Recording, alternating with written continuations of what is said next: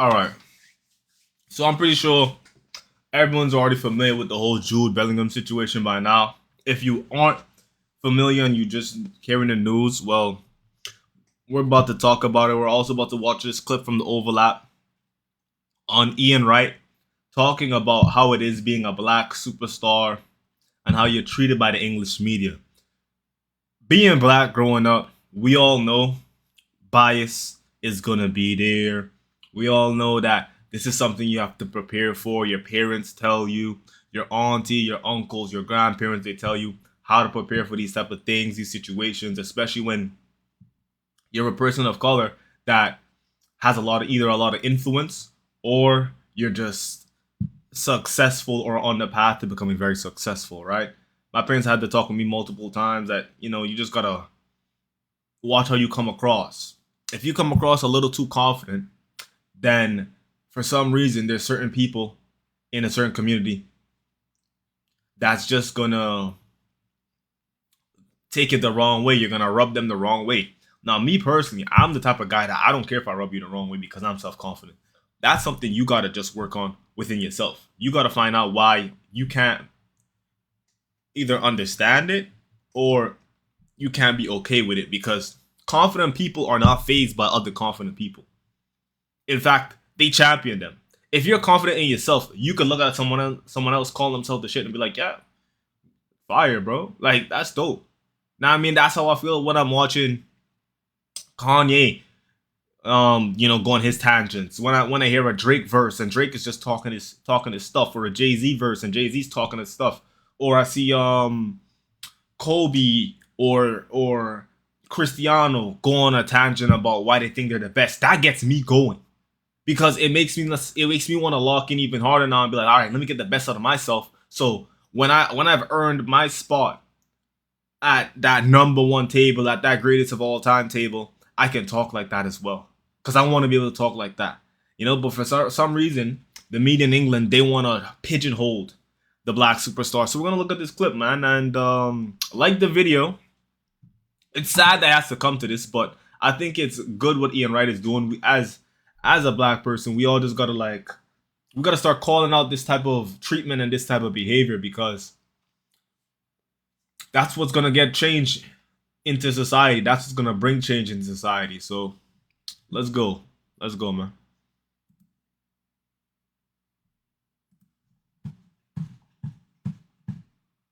Draw towards on Instagram the other day, and obviously there's a lot of hoo-ha around Bellingham, and I think you're absolutely right. There's a comment that you made off the back of a story that was brewing around Jude Bellingham being unhappy. He said they need to create this kind of beef because there's nothing else to talk about till the World Cup, so it's going to be all the way to the World Cup. They hate that they can't get to him. They hate that they can't negatively influence his club career like they have done with so many before him. A blessed young man with talent and love in abundance. When you said they hate that they can't get to him, what do you mean? They can't. Look, his parents have kept him away from the Premier League. You know what I mean? He doesn't play in the Premier League. It kept him away from the journalists. They can't get to him through, like I said in there, through his club, like through Robert Sells. They can try and taint the way Real Madrid's thinking and say, yeah, we're going to keep him in line and that. They cannot get to this guy, and this is somebody who is very much an achiever. He goes out, he's a winner, he wants to do it, he wins. What they said about Jude not celebrating that, it was complete fabrication, a lie. So what they're trying to build something, because England have qualified so easy. They've not conceded any goals. They've won all the games easy. So they need to have something else to pile on top of the narrative. You've got a manager who's very, very honest in everything he said. We spoke to him, right? He's really candid in how he speaks, and he said that. We asked him a question. I said, are you worried about, or have any regrets about your honesty and giving so much detail? He said, no, because I say the same thing in there. So they know that. Them journalists will know that, and they will try to ask him something that he will answer that they can run with again. And I'm worried for Jude simply because he's somebody that they can't control. You can't control him. Obviously, coming off of the who else and what he done in the World Cup, he's showing people that, I'm here, I'm black, I'm proud, I'm ready to go. All that vibe is something that a certain man can't deal with. I agree. Man, I like this, man. I like this. I like that he's not pulling any punches. He's not trying to put the message in a way that's, let me think about the feelings of everyone around the table. No. We're just gonna say it how it is. If you can't handle how it is, then it's obvious some change needs to happen. It's obvious some change needs to happen. If you can't handle us speaking the truth and you starting to get a little uncomfortable, then when you see your fellow countrymen or your fellow Englishmen of the same ethnicity doing things that bring out these type of results, call them out. Call them out. Don't wait till we bring it to the table now to start feeling uncomfortable. But I think it's this and are you sure it's that? And what about this? And no. With you, a personal experience, and I've spoken about this in 2016, that Raheem Sterling came to see me in the tournament and said that he felt as though he was being persecuted, that it was unfair, and it was basically not relating to football. And I remember at the time me giving him a completely and utterly inadequate answer, and I've spoken about this publicly since, where I said, look, Raheem, it's because of your quality and who you are and what you are that they're criticising you. I remember they did this with Wayne Rooney. I actually name-checked him. They did this with David Beckham. They did this with Paul Gascoigne. The best players, the biggest names. But actually what I didn't read at the time, and to be fair, what he was actually crying out and asking me for help for, was around the fact that this wasn't relating to his football performances, which it was with maybe yourself or with Gazza or with Bex. It was more around the colour of his skin. Everything and else. This persecution around how if he had a car that was this and another player had a car that was this that was white, there was a difference in reporting of it. It's like the same thing. I'm going to say this. It's the same thing with Marcus Rashford. Marcus Rashford buys a Rolls Royce, right? So he buys a Rolls Royce, and the media just blows up on him about it. Oh, who does he think he is? You see the living state of some of the people in England. How about you have some type of shame? How about you have some type of decorum? Like you're not a rock star. This, that. Cool. Now I'm watching Jack Grealish after Man City won the treble. Jack Grealish is drunk like a skunk every time I see him. Jack Grealish, he's stumbling, he's slurring his words, his head is all over the place, he's ditzy. Not one bad article from the press or one bad post from a Talk Sport or a Sky Sport. Not one bad tweet. None of that. If anything, I'm seeing praises. Oh, Jack Grealish, the people's champion. Why everyone loves Jack Grealish. Why Jack Grealish is the heart of Man City. But let Paul Pogba dye his hair. Let Marcus Rashford take a shirt off picture. Post it on his story. Oh, he's looking a bit like a thug, you know. He's looking a bit like he came from the streets. Marcus Rashford is a good child. Why is he taking pictures like this? They try to pigeonhole you and they try to box you in. This is why I love Kanye West so much. Yes, he has his flaws. He has many things about him that I don't agree with. But he calls out the grievances. He calls out the unjust treatments right there on the spot, because it gets to a point where it's a little ridiculous, where we have to start asking. Not even asking. We just have to start pointing out that it's looking like it's a race thing. It's looking like you have a problem with the messenger and not the message. That's what it's looking like. Do you think that is happening again in front of our eyes here? You know something, I remember saying, I had to do something for GQ not long ago, and I said, I don't think as Englishmen, there's certain Englishmen, I'm an Englishman, I can't hide from that. Even though when I was younger, people would say, yeah, but you're not really English, are you? Yeah, I'm English. I don't think they're ready for a black superstar like that who can move like Jude. That's a fact. They can't touch him, like I just said. He goes out there, he performs, he does what he does. He says who else. It's too uppity for these people. Something that they used to say back in the day. If you're a black guy or a black man who's, you know what, I put it in a football term. So everybody, they love N'Golo Kante. He's a humble black man, gets on with what he's doing. I'm not saying that he's an Uncle Tom or anything, just saying that's how his personality is. But if you get a Pogba or a Bellingham and you get that kind of energy, that does not sit well with the people, that kind of person. So someone like Jude, for some reason, frightens these people because of his capability and the inspiration he can give. It's something that you're taught when you're, as a black man, when you're going out there, you just want to try and do the best you can and keep your head down and be, for want of a better, humble fucking slave. This is where this is dragging Wow. up from that kind of energy. Because Wow. if you are outspoken black and doing that kind of, playing to that kind of Jaco level, Jordan. not caring, that frightens some people. And that's what's going to happen with Jude. This guy who I'm telling you about in respects of he's obsessed with him. He's moving off of that energy. He can't look and see a black man doing what Jude's doing and think that that's not uppity. He's not. That was Discord, guys, for anyone who's That's where worried. I'm going with that. Whoa! That's where that comes down to. I mean, that's some speech, that righty. Wow. And I think it just definitely is something. I remember with Raheem coming to see me, placing it back into, I was thinking, right, I've got to pick him up because he was low. It's very hard. He was really low. He was like, he was down on, yeah. For him to come. Because you don't know where to go. There's nowhere. And he had nowhere to Yeah. go. So he comes and sees me, and I've not got the ability. Damn fly, bro. The probably education or the understanding to be able to give him the answers and the understanding that he was coming to me with. And I remember at the time, and it only actually, I remember seeing, it was something on X a year later where it showed an article, the articles on Raheem, where he had a car, house, jewellery, a watch, and articles about a white player and what the headlines were and the difference. And you could see this complete and utter bias that just right in front, you thought, oh, now I get what he means. I only saw it a year or so later, but that's something that I can see at the moment. It is happening with Jude Bellingham. You know what? Again, it's a tiring thing. It's a tiring exercise to talk about. And as soon as I sent a message to Jude, right, saying, "Listen, my friend, be ready. You know, I feel something. You can feel. It's like when was this, Righty? Before the England game. This Wow. Yeah, before the England game. Wow. I said, just be ready. Well, it's good that you can help him, right? Well, the thing is, you know what the thing is, though, and I'd say, and maybe, you know, of course it's private, but he said, ready for what? And I said, listen, it's coming, and I'm here. I'm going to be here. I'm going to make sure that I'm going to be on this side. So, because what happens is that it just comes and it just keeps coming. It's like a tsunami. You don't, and unless you play well and do something to kind of, and that just shifts it for a little while. Because as soon as you play again and you don't play well, it comes back. Yeah. And so he said, what's coming? I said, just be ready for it. And it's here.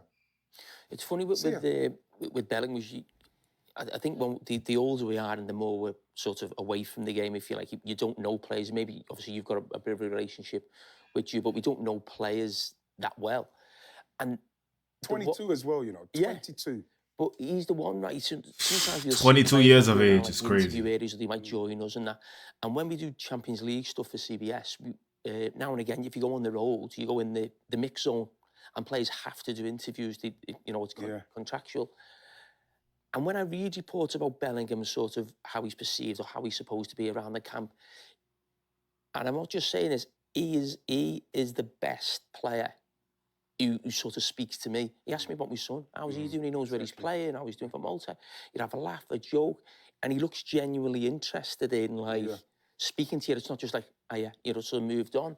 So you read things, and that probably does influence people, doesn't it? We know that how powerful the press are. And listen, we're part of the media. And I'll say this before the video gets too long. I would say the English media has done way more damage to England's titled hopes and title chances, whether it's the Euros, whether it's the World Cup, or even the damn Nations League, than the coaches. I'm going to say or the players. I think the media, that's the thing that puts a lot of pressure on the best players, on the best managers, that could mess up their head, that could make the manager go out there and overthink his own tactics, or have the players go out there and overthink their own play style and how they should be playing, because now they're adding that extra pressure of, wow, I gotta make sure I'm on my toes. I gotta make sure I'm doing the best of the best, because if I'm not, then yeah, the media is gonna bring out the flogging stick. It's gonna bring out the whipping stick, and they're gonna get busy. They're gonna get busy. It's ridiculous. As well, we shouldn't forget that. But he is completely different when I see him face to face than what I read about him. Yeah, 100%. He is an absolute diamond. You know, it's a shame. Sad. Because it's sad. I think that his parents they read the room very well. They don't speak to no journalists again. It's again, it's everything what Is you're that a not. good or a bad thing? Because You know what I we had, remember Des was on. Des said the same. But would it help if they did, you know, to see that other side? Then you have to have somebody who will go to him, and then that guy holds you to. Okay, I can speak for Jude. They don't. But all players have to do that, right? Yeah, but he doesn't need to do that. This is what I'm saying. No player really wants to do it. But I'm just saying, if they could see the other side, because obviously they have to do it when they're in Europe. They have to do it because they're contract-wise. And Jamie's just saying to the journalist. Yeah. Like most footballers I know don't really want to speak to journalists, but they think it's part of their job. Is that enough? I'm just saying, no, and I'm not saying. But I'm just saying we don't see that other side to the kid. You know what I mean? That Jamie just spoke about, and maybe that would just help. That instead of getting bogged down by what the media are chasing and trying to paint the picture of the kid. Well, maybe you look at. So, actually, I understand where Roy Keane's coming from. Have a sit down with the media, have a heart to heart, or invite them into the home and have them you know, see that side of you that doesn't look as arrogant, as full of yourself, as very confident. I get that. But what Ian Wright is trying to say is, why should he have to do that? Ronaldo didn't do it. Messi didn't do it. Why does he have to do it? Talk to me in the comments. What do you think? If you were Jude Bellingham, how would you handle the situation? Because me personally, I'm seeing all the support I'm getting from my fellow countrymen, so I'm not going to come on and say too much. But if it continues like this and it keeps getting annoying, then I'm going to probably have to come out and say something. Probably. They're not fussed about how he has to deal with it. They just want to keep that away from him. And that's fine, of course. Which is a decision they made because you go on. How Jude Bellingham is definitely England's biggest star. He's playing for Real Madrid. He's the biggest talent. So naturally, I think journalists are going to ask about the fact that Thomas Tuchel is leaving him out of the team. That's natural, I think, because he's such an. It's that balance, isn't it? And that fine balance of being able to make sure that you can ask the questions about the football where it doesn't become a persecution. That's what I think you're talking about, isn't it? Without doubt. You know the thing as well, I don't think Jude's got any problem with Morgan Rogers being the number 10. He's got to dislodge him because Jude would believe he can dislodge him. And you'd like to think that Morgan Rogers would say, well, I'm going to try and make sure you don't dislodge me. I know how good you are. That's what England needs. That's how England end up winning the World Cup, is that great players have to wait their turn, and when they come in, thank you, Roy. So Jude ain't got no problem with that, but it's all the fluff around it to try and build more onto that. Yeah. And then anything happens, like they say he threw his arms up when he got substituted, and Tuchel said, well, I didn't see that. You know, I didn't see that. I'll have to look at that. He didn't say that. Yes, he did celebrate with the guys. So that's those little foolishness thing, those foolishness kind of actions that they're trying to take is what kind of just slowly builds, like what Jamie said. Seems like a nice guy, but people, like you say, Roy, you read about it, you listen to what you're reading, and you think, yeah, he looks like that. Look at him. Who's not vexed if you get taken off? Yeah. Who isn't? But you know what you're saying? That's another thing. That's another thing. What I wanted to say too, it's like, bro, every good player that when they get taken off, let's say, especially if they want to have in the best game, they're vexed. Doesn't mean necessarily they all the time they're vexed at the manager. Sometimes they just vexed at themselves. Sometimes they just pissed at, hey man, like I could have used the opportunity of the time I had playing for my country a little wiser. I could have made this pass a lot sharper. I could have scanned before I played another pass, or I could have, when tackling that player, took my time before I jumped in.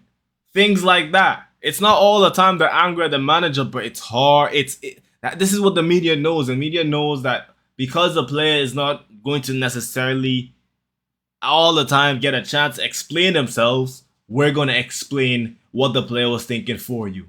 And a lot of people, they're just going to read the headlines and they're just going to assume that the media has did their research. They're going to assume that the media has talked to the player and this is what, you know, it's sad. It's sad, but this happens with all the big stars, man. LeBron gets a lot of flack for this. Curry, it is what it is. Mbappe. They try to push Mbappe's arrogant thing. Mbappe just don't care. That's a funny thing. Mbappe just doesn't care. They try to hit Mbappe with all type of foolishness. You think he cares? He does not care. Yeah, I'm arrogant. Yeah. Yeah, I think I'm the shit. Yeah. Who cares? Right there, what Tuchel said at the end of the game. So you see the clip on social media. Yeah. You think, oh, Tuchel's maybe having a little pop at Bellingham. Yeah. But he's getting asked the question. He's getting pushed into that direction. He's got no idea. He didn't really know, did he? As soon as the question's asked, oh, we'll have to have a look at that. And then, but, you know, we want players to be together. And before you know it, it becomes something, doesn't it? But from Tuchel's point of view, I actually think he's handled it pretty well. Yeah, he has. I think if you go back to the last tournament, it did feel like it was Bellingham. It was just like all about Bellingham, and he was scoring the goals. And it was like, if Bellingham's not playing, England can't do nothing. And it probably takes me back to sort of Stevie at Liverpool. And I always remember something Ferguson said about Brian Robson when he first come to United, where sometimes you have this figure, and everyone feels if they're not playing, you can't win. It's almost like, oh my God, they're not playing. And I think what Thomas Tuchel's done in the last, I think it's in a good way. It's that, like, we know he's a great player. We want him to fight for his position like everybody else. He'll be in the team. He'll be in that position when the World Cup starts. I have no doubt about that. But there's also probably this fear in the team as well that if Jude is injured or the manager decides to leave him, it's a disaster. He can still play. We can still have a decent tournament. So I actually think it's been really good for Jude and really good for Thomas Tuchel and the squad. What's happened over the last couple of months in terms of the selection and who's playing, no one's got a 100% starter. There's other players come in and done well. So I think Tuchel's handled it really well in terms of the selection and sending it. Yeah, I'm going to stop it here. I think this has been a really good conversation. And I agree with what Jamie Carragher just said as well. These guys have been making a lot of good, great tidbits, and it makes sense, because they played, right? But you don't want England feeling super mystified and magnified on Jude Bellingham, and if Jude's not getting what he wants, then England can't do what we want. You don't want that. We don't want that. We don't want it to turn into Jude Bellingham show. It should be a whole team thing, because now what that's gonna cause Jude to not really play his game. He's gonna have this in the back of his head. It's like, hey, if I don't make things happen for this team, then if I'm not the end all be all, then it's bad. It's bad. We gotta change that. And you could have seen that a little bit at the Euros that just passed, where he was really trying to like impact the game so much that he started to ask for the ball at every little opportunity. Just let everyone play the football. Let everyone play the best position. And Thomas Tuchel is he's working on a system where he can get the best out of England's brightest talents, without a doubt. So let them play. Let them play. It's good what he's doing, trying to, calm the fans down, calm the media down, and not trying to blow anything out of proportion. Thomas Tuchel is doing a great job, in my opinion. I think he's a great manager. He's up for the task. And in my opinion, I definitely believe that England's going to have an amazing World Cup. I think they're going to have an amazing World Cup if he keeps this up. So, let's see, man. Let's see. Guys, don't forget to like. Don't forget to subscribe. It's been your boy, Jacob Joran. I am out.